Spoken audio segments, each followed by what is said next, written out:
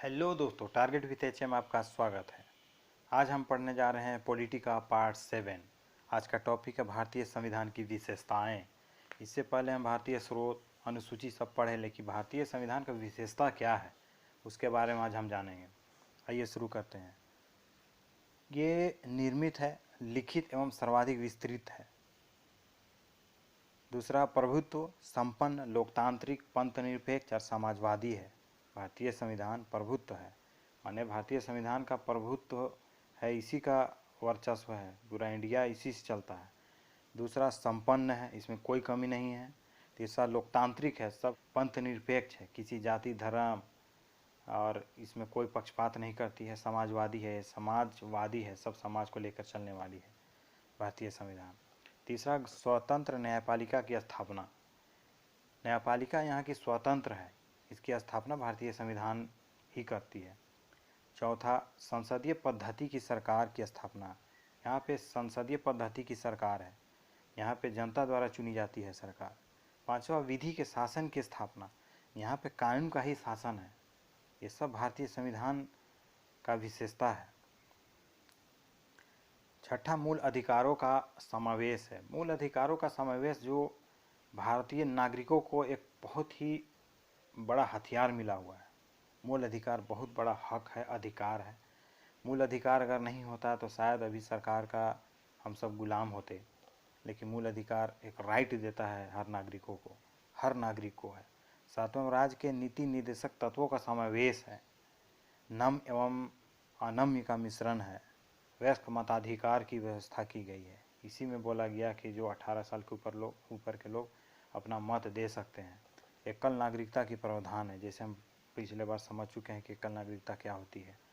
मूल कर्तव्य का विवरण है। मूल कर्तव्य भी हम समझ चुके हैं पिछले वीडियो में, जब हम संविधान का स्रोत पढ़ रहे थे। तो 12वां है स्वतंत्र निकायों की स्थापना। इसका मतलब ये हुआ कि जैसे कि मान लीजिए कोर्ट हो गया, कोर्ट स्वतंत्र है, उस पर किसी का दबाव नहीं, वो स्वतंत्र होकर फैसला देती है सबूतों के आधार पे। 13वां है कमज़ोर वर्गों के लिए विशेष प्रावधान।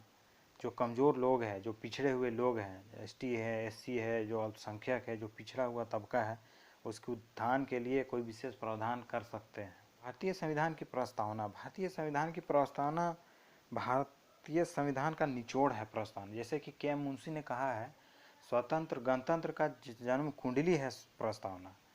तो संविधान की प्रस्तावना से रिलेटेड क्वेश्चन कभी कभी आ जाते हैं। जैसे इस तरह के क्वेश्चन बनते हैं, जैसे हम भारत के लोग, भारत को एक संपूर्ण प्रभुत्व, यहाँ पे संपन्न है तो संपन्न को छोड़कर समाजवादी कर देगा।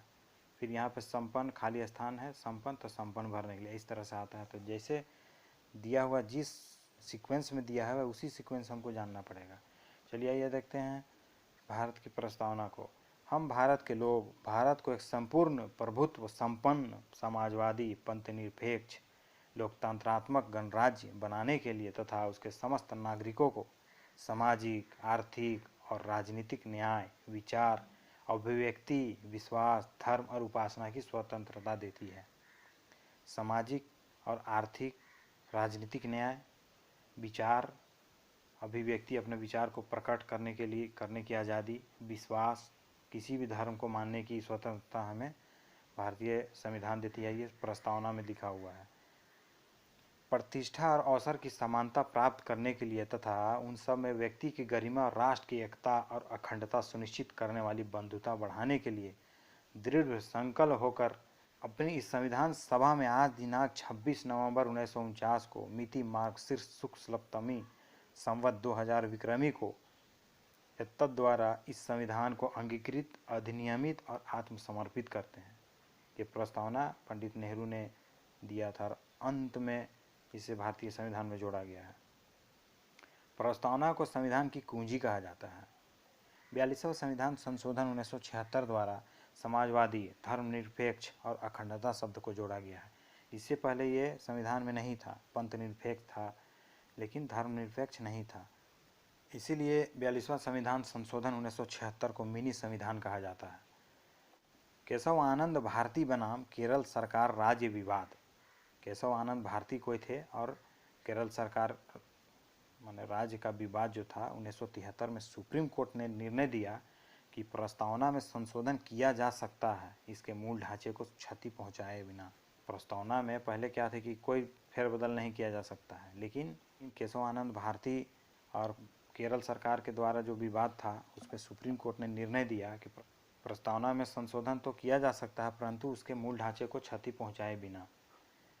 आज का वीडियो कैसा लगा दोस्तों कमेंट करके ज़रूर बताएं। इस चैनल में नए हैं तो चैनल को सब्सक्राइब करें, लाइक करें और दोस्तों में शेयर करें। और पॉलिटी का अगला पार्ट पाने के लिए नोटिफिकेशन बेल आइकॉन को ज़रूर प्रेस करें।